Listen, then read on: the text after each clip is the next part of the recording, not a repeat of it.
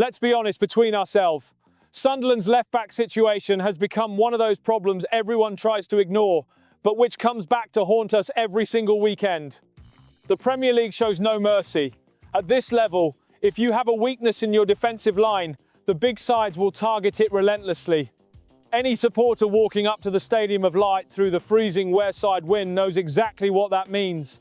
The squad is young, talented, and hungry, but it lacks that edge, that battle-hardened experience of someone who has felt the pressure of a Champions League final. It seems the board have realised that if Sunderland in 2026 are to be more than just passengers in the league table, the next step has to be a major one.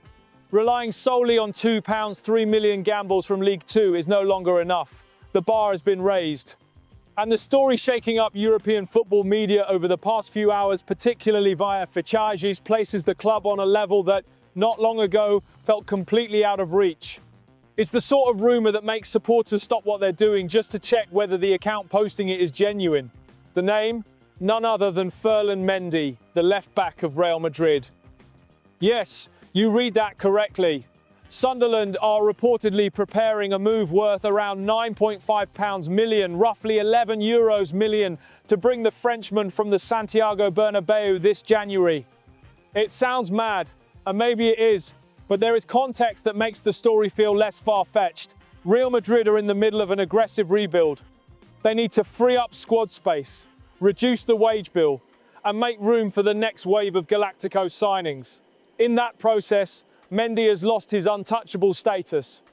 Before anyone gets carried away imagining Mendy strolling out at the Stadium of Light, though, there is an elephant in the room: his fitness. His injury record over the last 2 seasons would worry any recruitment department. Nearly 40 matches missed due to muscle injuries and rhythm-related issues. For a side like Sunderland, where physical intensity over 90 minutes is non-negotiable, investing close to £10 million in a 30-year-old with that medical history is a gamble that splits opinion. On the other hand, what Mendy brings technically is on a different level. This is a player who has spoken openly about Real Madrid being his childhood dream, the summit of the game. At 15, he suffered a hip injury so serious he was told he might never walk properly again. He learned to walk again, fought back, and ended up at the biggest club in the world. That mental strength is exactly what Sunderland's dressing room lacks when it comes to taking the next step. Having a player of that calibre training alongside the club's young talents would change the mindset across Wearside. The biggest challenge for the board may not even be convincing Real Madrid, who appear open to cashing in and closing the chapter. The real task is persuading Mendy himself. How do you take a player living his dream in Madrid and bring him into a project that, while ambitious, is still under construction in England?